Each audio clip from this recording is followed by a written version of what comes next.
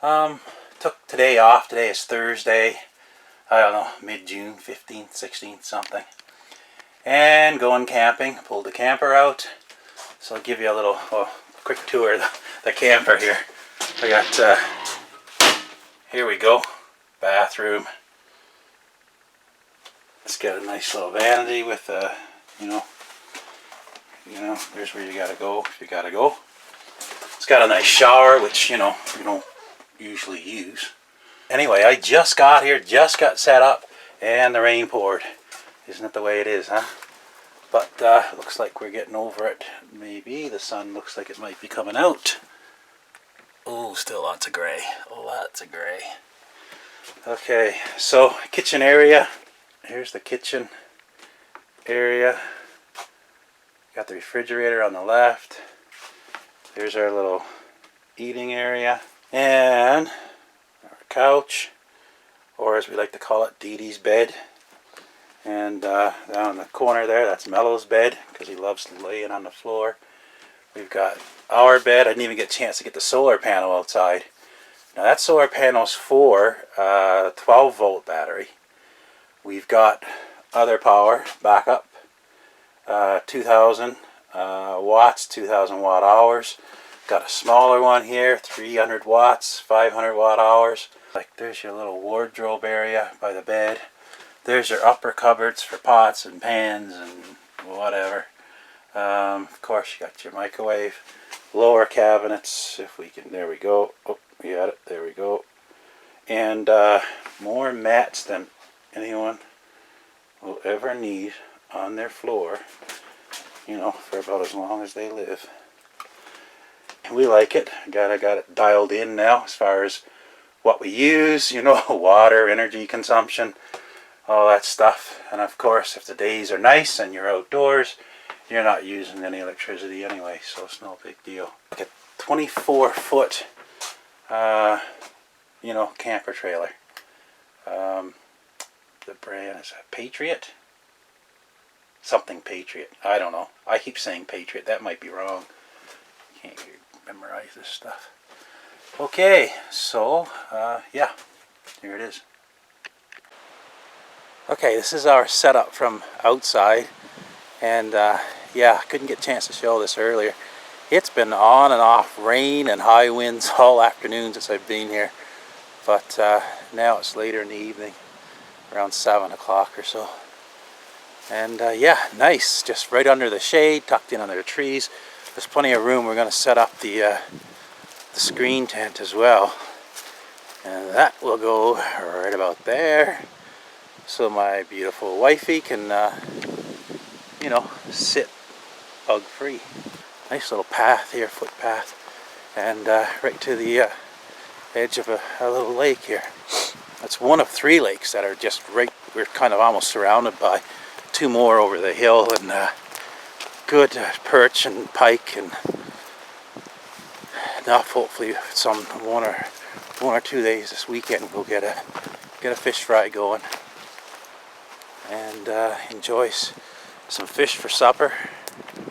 Here's a little lake. I don't know what to call it. I can't remember what Gil calls this. He's been camping here longer than we have, but it's a small lake, and now actually starting to rain a little bit again. Don't have to what? Film me.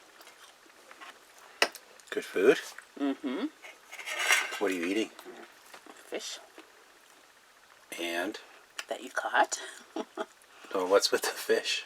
Potatoes, onions, dill pickle salad. It's good? Yes, it is. Very good. Dee, you want some fish? Mello, want fish? Okay, so this is, I don't know, camping trip number 5 or something, 6, I don't know what it is now. Here we are. Try to give you an idea of the setup. There we go. Camper. We got our mat out in front. It's always nice to come right out with your slippers on. Right out the door. No need to put on your boots. Got our fire pit. So I brought like a cheapo rusted out fire pit. I put a false bottom in it, so it's okay. And use that because turf, it's mostly turf. Unless, I mean, right where the camper is, it's gravel.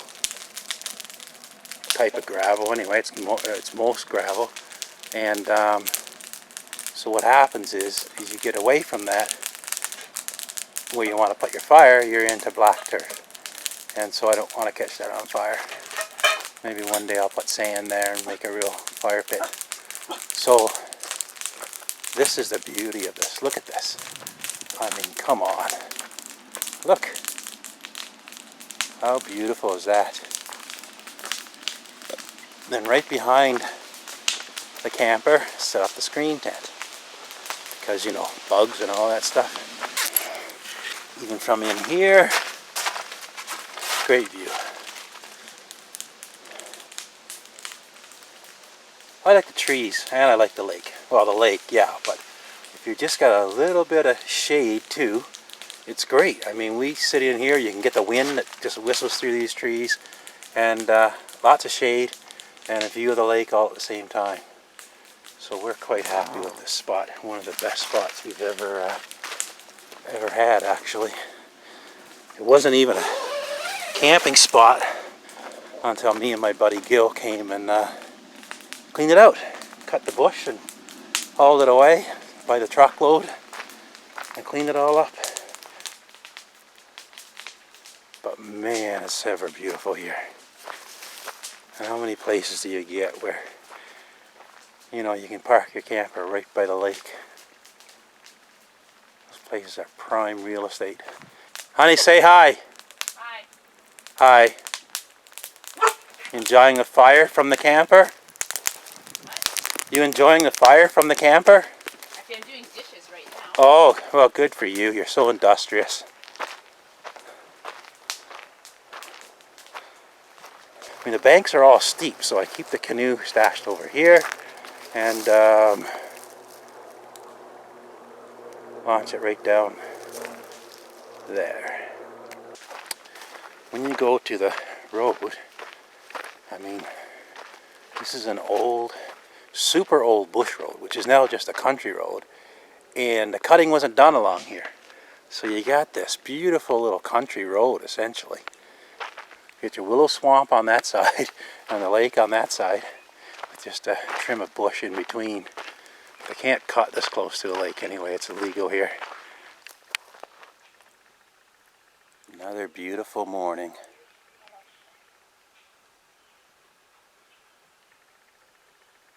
Another day God has made. And made it beautiful. Look at that. You can get up in the morning, walk out your camper door, and this is the view. I mean, wow.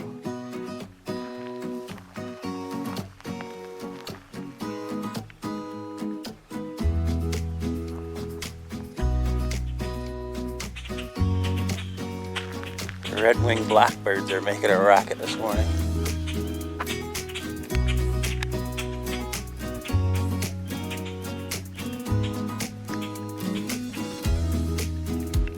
They love swamps. There's a whole colony of them on our little willow swamp here. You don't want to get them amongst they're in close to their nests or colonies. They'll dive bomb you.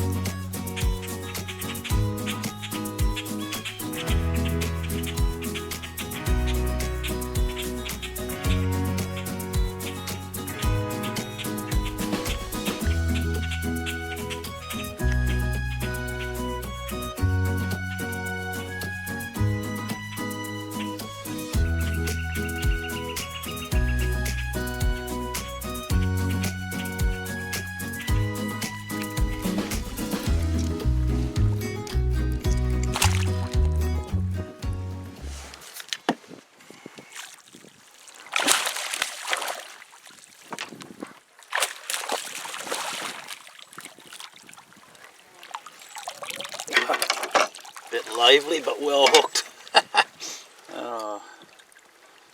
Not too big, but I might keep him.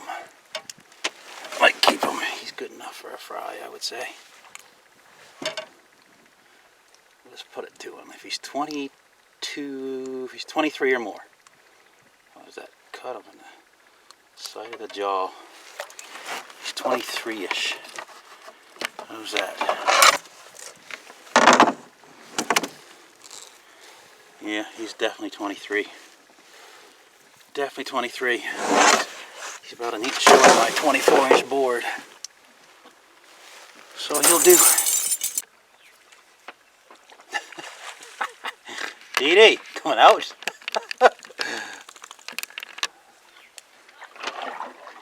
What? Yeah, she's right there on the bank. I don't think so, because between her barking, I could hear growling. And I kind of think it's a cat. Even if it's a young one, it's not good. I'll scratch her up, where the mother could be around. Come on, Dee. 23 inches. That's good enough. Not the biggest pike, not the smallest pike. That's good enough. Okay, so there's two reasons I clean fish either on shore or close to shore. First of all, I don't like fish guts and skin and everything going into the water. It creates waterborne bacteria, which is not a good environment. It's literally rot in the water, and contrary to a lot of people's opinions, it doesn't get all gobbled up by other fish. It just sits there, a lot of it. Some of it might get eaten, but not all of it, often anyway. So the other reason is, if you're close to shore, so now I can discard of the guts and anything that's not edible, bones, whatnot, on shore, and that gets picked off by the birds much faster than anything would in the water, which is always a good thing. Feed the birds, and they'll keep coming around. So that's the first reason. Secondly, you make a mess. I mean, that's obvious. Filling anything, you make a mess. Cleaning any fish, you make a mess. So you got a messy cutting board, you got a messy knife, your hands are full of fish slime and scales, and so there's lots of stuff. Reeds, there's sweet gale, sometimes Labrador tea close by, lots of stuff, caribou moss that you just nature's God-given scrub brushes, and they do a great job. All of that does a pretty good job. I like to use the sweet gale and the caribou moss. I think those are the two best for cleaning up like that. But I mean, look at that. Wonderful, wonderful meat. This is going to be supper. Mama's back at the camper, and she loves the fish fry, and so do I. It's one thing we enjoy when we go on our camping trips. I don't know, maybe some of you aren't familiar with pike, but once they're full of Y bones, or there's a long strip of Y bones that run through most of their flesh near the back, and it makes it that much more challenging than just cleaning walleye or trout or something. With the ribs cut out of that fillet, and that's done with. I drifted from my rock. So here's your Y bones right here, and then right after that there's a center line of bones. In the tail is pretty good. People say there's bones in the tail. If there is, they're soft and they don't stick in, so I don't try to get them out. I don't like pretend like they're not even there. I've never yet even tasted a bone in the tail section of a pike, let alone want to choke on one. So that's that. And so you can see the tips of the Y bone right along.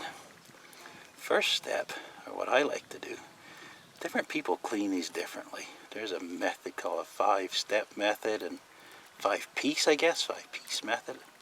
Used to do that, but I found just slabbing them first and then dealing with the bones to be just as good. Sometimes I take the skin off before dealing with the bones, and that's just as good too. I don't know, I find that some people are funny and they think there's a certain way you got to do it, and just like everything else in life. Alright, so if you carefully graze across the top of those bones, you get a boneless bit of flesh, of meat. There's your bones. See that? I couldn't go beyond that at all if I wanted to. There's the bones right along. So now to get the bony parts out, you start back. I always slant my knife. I slant my knife a fair bit on this because I cut through bones. No, maybe not. There we go. Anyway, it's only a thin sliver if you can get it right. You can't always get it right. Sometimes it ends up being a little more than a thin sliver. But look, you can feel the bones on this side. You can feel them on that side. There's nothing. That's just, I mean, if you had a smoker, you could smoke that and the bones would just turn to nothing. So you could, you get away with it that way, right? You down bones and all.